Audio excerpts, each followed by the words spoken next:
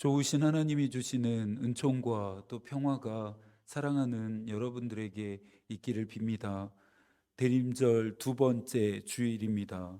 첫 번째 주일은 기다림과 소망의 마음으로 저희가 보냈는데요. 대림절 두 번째 주일은 회개와 평화의 마음을 담아 촛불을 밝혔습니다. 평화로운 세상, 곧 하나님 나라의 모습을 예언자 이사야만큼 잘 표현한 예언자도 없다 생각되어집니다. 칼과 창을 내려놓고 이 나라가 저 나라를 치지 않으면서 전쟁하지 않는 그런 세상입니다. 다른 사람을 적으로 간주하지 않고 친구 삼으면서 나의 삶의 울타리를 낮추고 하나님이 비추시는 은총을 골고루 나누어 가지는 세상입니다. 참 역설적인 것이 평화로운 이 세상이 이루어지는 데는 깨어짐이 필요합니다. 내 경계를 깨뜨리고 내 권리를 깨뜨리고 내 탐욕을 깨뜨리고 내 존재 자체를 깨어지게 하는 그 헌신이 있어야 합니다. 다른 것이 기도가 아닙니다. 이 헌신을 지향하는 마음과 또 실천이 곧 기도이기도 합니다. 이 마음으로 세상을 바라본다면 기도가 나올 수밖에 없습니다. 뉴스를 통해 듣게 되는 세상의 이야기들 또한 깨어짐의 이야기인데요.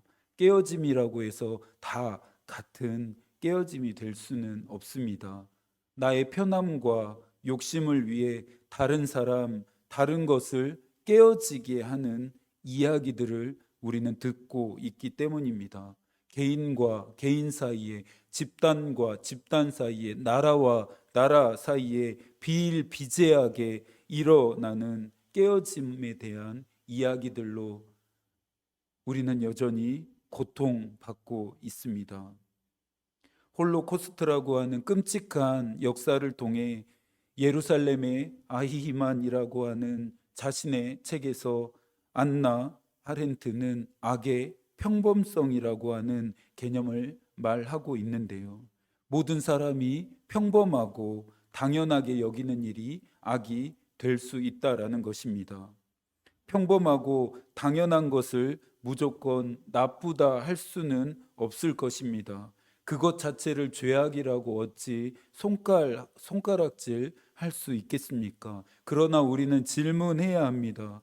평범하고 당연한 것을 누리기 위해 어떤 일까지 할 수 있는지, 어떤 일까지 허용되어질 수 있는지, 평범하고 당연하게 여기는 마음만을 따라 사는 사람들의 세상의 모습이 어떤지 굳이 설명하지 않더라도 여러분들도 잘 알고 계시리라 믿습니다. 그 현실에 지금 우리 모두가 발을 담그고 살아가고 있으니까요. 대림절에 배우는 기다림의 영성은 평범하고 당연한 것에 익숙해져 가는 우리의 영혼에 금이 가게 합니다. 마침내는 산산조각이 나야 하겠지요. 오시는 주님을 기다리는 자들의 삶은 세상의 방식에 익숙해져 가는 사람들이 아니라 세상의 방식에 저항하는 사람들입니다. 육의 것, 땅의 것에 저항 정신을 가진 자들입니다.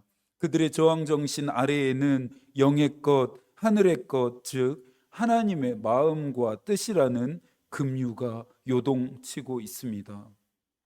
서울신대의 김성원 교수가 웨슬리의 산상설교 중에서 온유함이라고 하는 부분에 대해서 말하는데요. 눈여겨볼 필요가 있습니다. 한번 들어보시겠어요? 웨슬리가 말하는 온유함은 세상에 대한 무관심, 악에 대한 무감각과 무비판적 순응, 정서적 둔감함이나 하나님에 대해 열정이 없는 상태가 아니다.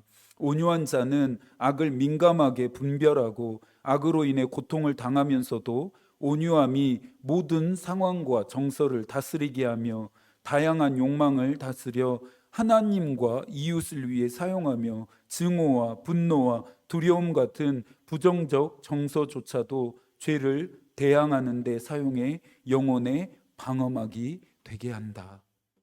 우리가 생각하는 온유함의 정의를 완전히 전복시키는 설명입니다. 한나 아렌트가 지적했던 악의 평범성은 어쩌면 세상에 대한 무관심, 악에 대한 무감각과 무비판적 수능, 정서적 둔감함일지도 모르겠습니다.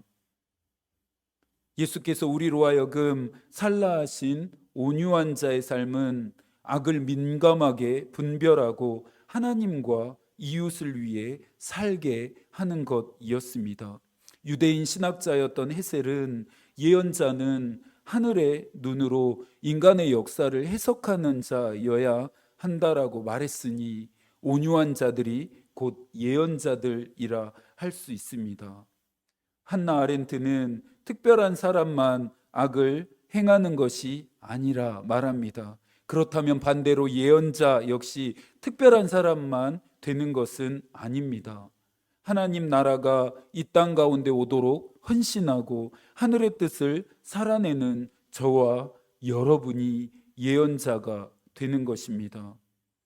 앞으로 있을 일들을 점치고 그런 것들을 맞추어내는 능력을 가진 그런 샤머니즘적인 그런 차원의 사람이 아니라 하늘의 뜻을 올곧고 검질기게 살아내려고 애쓰고 노력하는 자들을 말함입니다.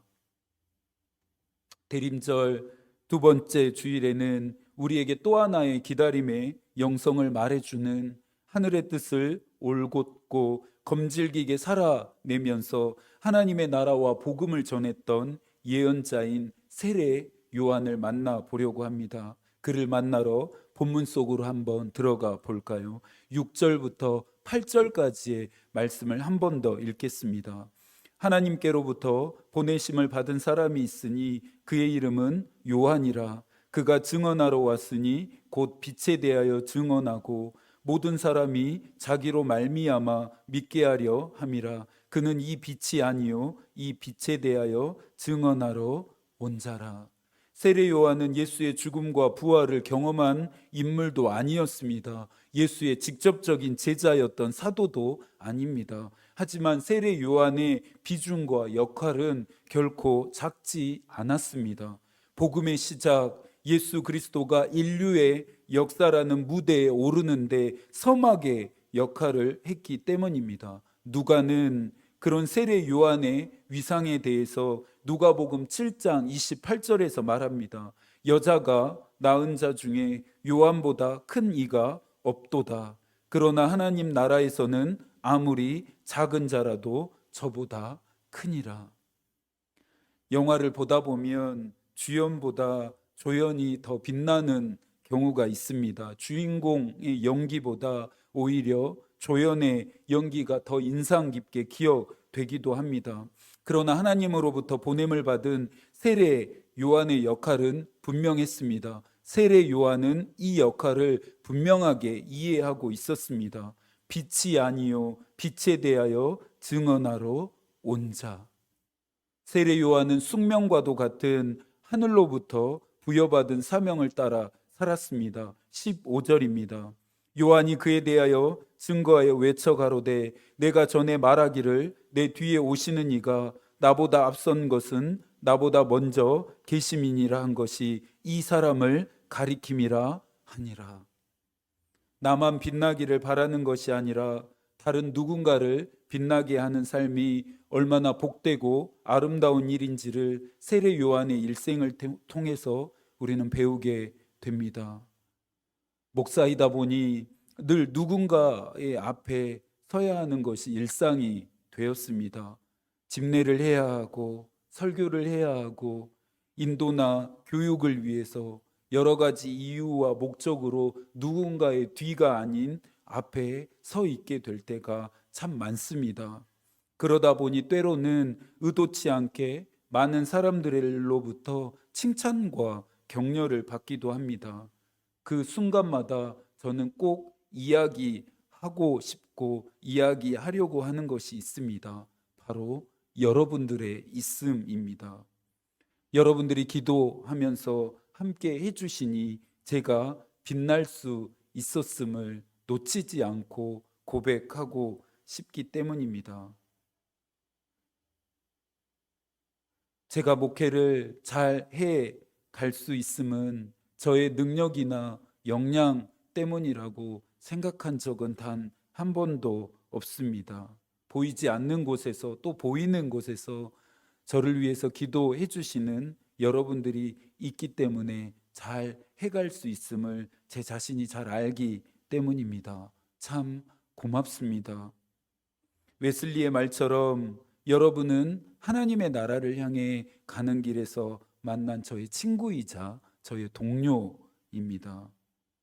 우리의 죄악된 본성은 나만 빛날 수 있다면 내 주위가 어두워지는 것 따위에는 관심조차 갖지 않습니다. 내가 빛나기 위해 기꺼이 내 주위를 어둠으로 뒤덮어버리려고 하는 시도들을 끊임없이 해대고 있습니다. 바울은 에베소서 5장 8절에서 말합니다. 너희가 전에는 어둠이더니 이제는 주 안에서 빛이라, 빛의 자녀들처럼 행하라. 칼빈은 이 구절을 해석하면서 예수 그리스도를 믿기 전에 사람들을 자연인이라 칭하고 어둠이라 부릅니다. 그러면서 그는 어두움은 중생하기 이전에 모든 자연인에게 주어진 이름이다. 왜냐하면 하나님이 비추지 않고 오직 두려운 어둠만 있기 때문이다. 칼빈의 이와 같은 이해는 그의 성령론의 중심 틀거리로 발전했습니다.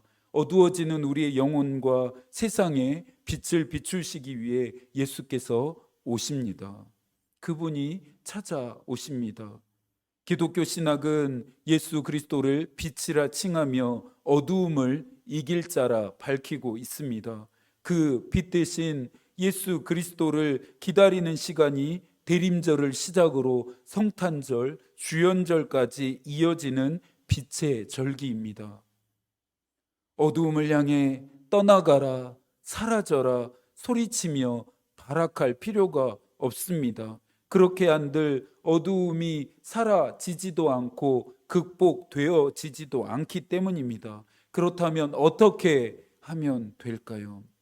이 앞에 대림절 촛불을 밝힌 것처럼 그냥 불을 밝히기만 하면 됩니다. 그저 빛이 비치면 됩니다. 그러면 자연스럽게 어두움은 사라집니다.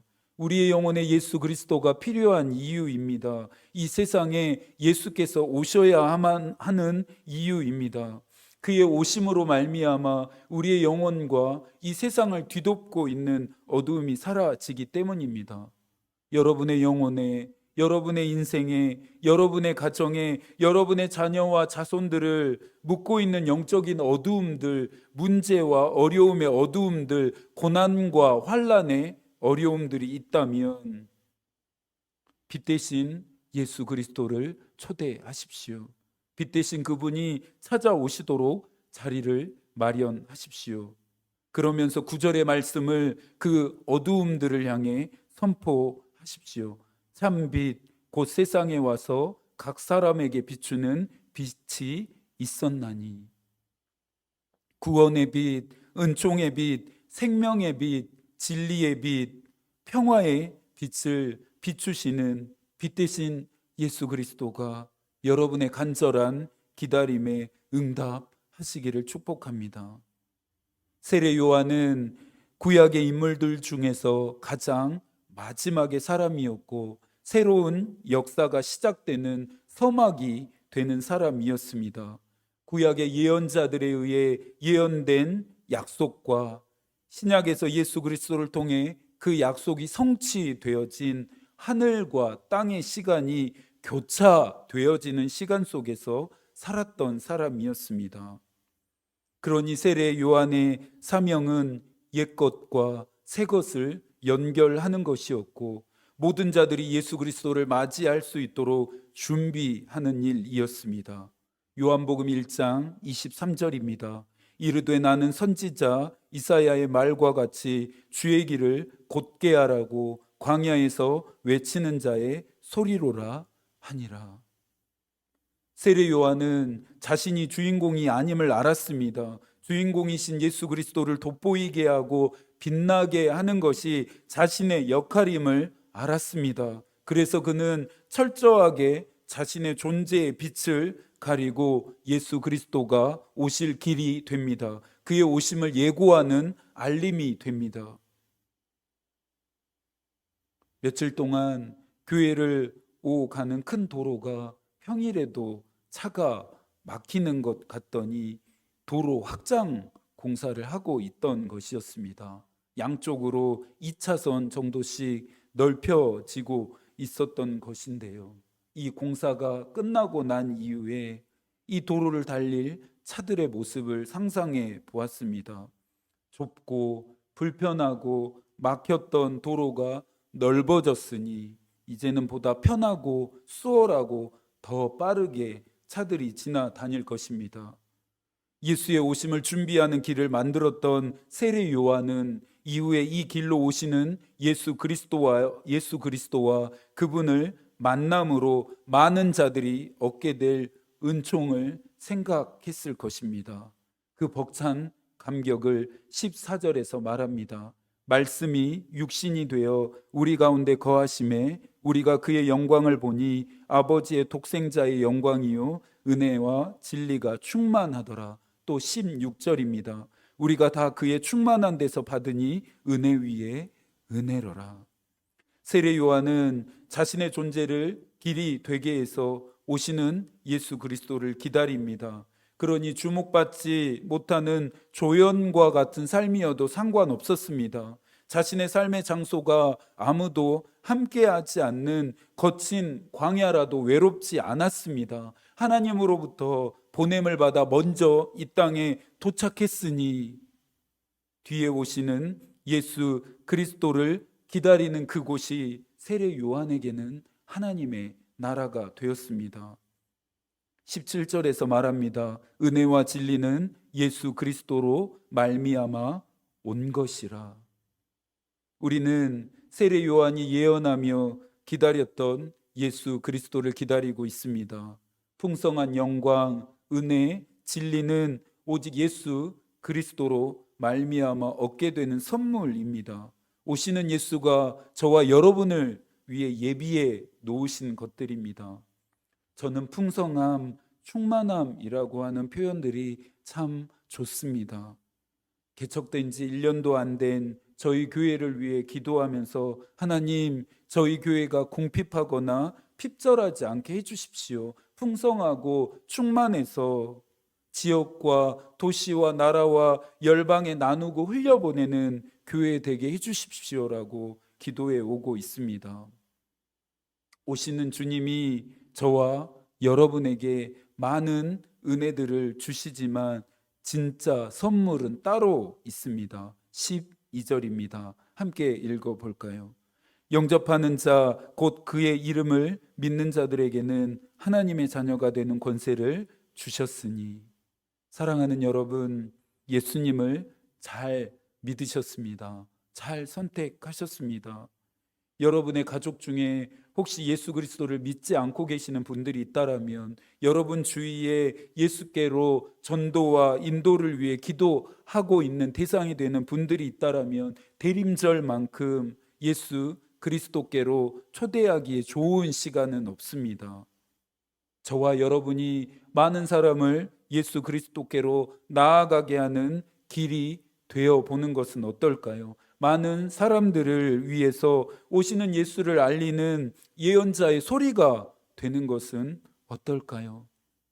나는 빛나지 않더라도 예수 그리스도를 빛나게 하고 또 많은 사람들을 빛 가운데로 나아오게 하는 것은 참 복되고 아름다운 일입니다. 오늘 우리에게 기다림의 영성을 배우게 해준 세례 요한에게 참 고맙습니다. 이 요한이라고 하는 이름의 히브리어 원어가 요하난인데요. 이 말은 하나님께서 은혜를 베푸셨다라고 하는 뜻입니다. 그 가운데서 하난이라고 하는 이 단어는 또 다른 단어인 테인나라고 하는 단어와 연결되어지는데요. 이 테인나라고 하는 단어의 뜻은 은혜를 구하는 기도라고 그리스도라고 합니다. 이 테인나라고 하는 단어가 사용되어진 본문이 누가복음 1장 13절인데요. 너의 간구함이 들린지라 에서 간구가 바로 테인나입니다. 요한의 아버지인 사가랴는 태어날 자신의 아들의 이름을 요한으로 짓기로 했습니다. 하나님이 자신의 기도에 응답하셔서 은혜를 베푸셨음을 알리고 싶었기 때문입니다. 요한의 출생은 요한의 가정에 하나님이 주셨던 약속의 성취였습니다. 사가랴는 요한을 통해 은혜를 구하는 자신의 기도에 응답하신 살아계신 하나님이 증언되어지기를 소망하면서 자신의 아들의 이름을 지었습니다. 오늘 본문에서 가장 중요한 단어 중에 하나가 증언입니다. 요한복음 안에는 예수 그리스도를 증언한 인물이 3명이 나오고 있는데요. 저자인 요한과 오늘의 주인공인 세례 요한, 그리고 예수 그리스도께서 우물가에서 만나셨던 여인이었습니다. 그들처럼 세례 요한은 자신만 하늘의 진리를 깨닫는 것에 그치지 않고 이 진리를 많은 사람들에게 증언합니다. 세례 요한이 시작한 이 증언은 마치 이어 달리기를 하듯이 바톤이 넘겨져서 대림절 2번째 주일을 맞이한 우리 손에도 쥐어지게 되었습니다. 오시는 주님을 기다리는 대림절 2번째 주간을 어떻게 보내야 할까요? 우리는 무엇을 실천하며 보내야 할까요? 회개입니다. 5절에서 말하는 것처럼 빛을 향해 나아가는 것이 회개입니다. 빛을 향해 나아감은 곧 예수 그리스도께로 나아감을 의미합니다. 더 이상 어둠 가운데 있지 않고 빛 가운데 있기로 선택하는 것입니다. 요한이 주님을 기다리며 했던 일은 그의 이름의 형용사처럼 따라 붙어 다니는 세례였습니다. 세례는 그리스도인이 되는 예식입니다. 죄와 사망의 법에 종노릇하고 있었던 우리의 옛 자아가 죽고 이제는 예수 그리스도 안에서 새롭게 태어나게 함을 상징하는 예식입니다. 우리의 영혼이 정결하게 되어지는 과정이죠. 그러니 회개는 지금까지 가고 있었던 방향에서 완전히 돌아서는 것입니다. 내가 그동안 알고 있고 믿고 있었던 것에서 완전히 돌이키는 것입니다. 어디로, 누구에게로 돌이켜야 할까요? 오직 예수 그리스도입니다. 우리의 영혼을 고요하고 평온하게 하고 우리의 삶의 자리를 비우고 정돈하자 권면 드리는 것도 바로 오시는 예수 그리스도를 만나기 위함 때문입니다. 대림절 2번째 주일, 회개와 평화의 촛불이 밝혀졌습니다. 이 작은 촛불이 어두운 세상을 밝히는 빛이 되기를 소망하고 저와 여러분을 통해 세상을 뒤덮고 있는 어두움을 조금씩 내몰게 해달라고 기도하게 됩니다. 오시는 주님이 주시는 더 깊은 은총과 신비를 경험하는 대림절 2번째 주간이 되기를 축복하고 이 한 주간도 하나님이 여러분과 함께 하시기를 기도하겠습니다. 하나님의 마음이 우리의 기도가 되고 하나님의 뜻이 우리의 길이 되기를 빕니다. 아멘.